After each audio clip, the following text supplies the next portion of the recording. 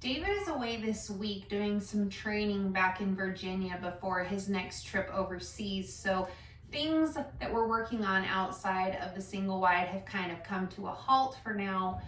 I thought I would take this time to get to some of this wallpaper that's been driving me crazy inside. There's several places in the single wide where there's wallpaper, but back here in the master bedroom, you can see some of the striped wallpaper is already falling off. Underneath that is a linen wallpaper that's original to the trailer.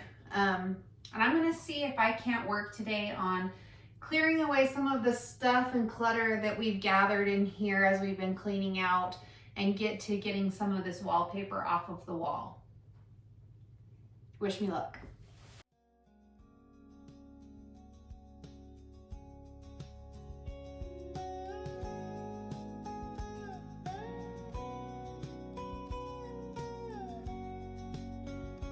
I was pleasantly surprised about how easily this wallpaper came off. I was also pleasantly surprised that my 11-year-old wanted to help. It's amazing what they're willing to do when they're not allowed on screens. That first layer came off really easy. And the truth is I actually really like this wallpaper, but there's so much damage in the corners from all of the water that I just don't think that we can save it. I'm gonna start by pulling it from the corners away from the sheetrock, but if that doesn't work, I just have a spray bottle with some water and a razor blade, and we'll see if we can't scrape it off without damaging the sheetrock. I tried using the water, but it didn't seem to help get the wallpaper off any easier, so I ditched it. At first I couldn't tell if I was getting the wallpaper all the way off. The texture of the drywall wasn't what I expected. It turns out the lighter parts on the wall are actually the raw drywall, and the darker areas are some of the wallpaper adhesive that's been left behind. We'll have to clean that up later. Evan decided to take over because he was anxious to get to use the razor blade. This actually turned out to be the perfect job for him. He's very detail oriented, and I was very appreciative of his help. I enjoy working on projects like this with my kids. They really open up and chat with me about things going on in their lives or things that they're currently interested in. It's some good quality one-on-one time. It also feels amazing when we accomplish something together. Evan found this super satisfying, and he wanted to share the sound of the wallpaper being torn off the wall, so I'm going to mute the music and let you hear that.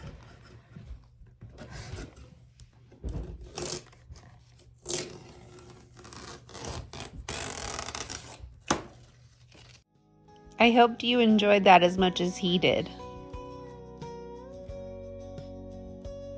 I'm really proud of him for sticking it out and wanting to help me get the job done, even when his little brother was outside playing with the dogs.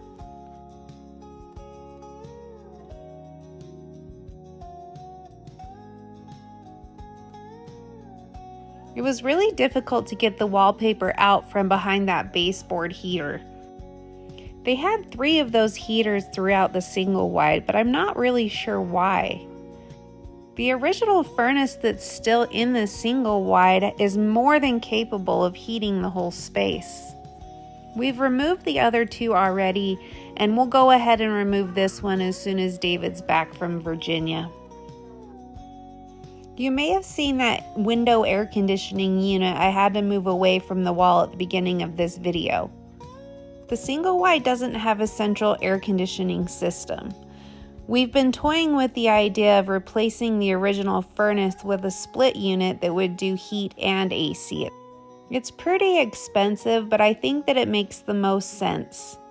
Using the existing venting to get cool air to each of the bedrooms and the main living area would be simple.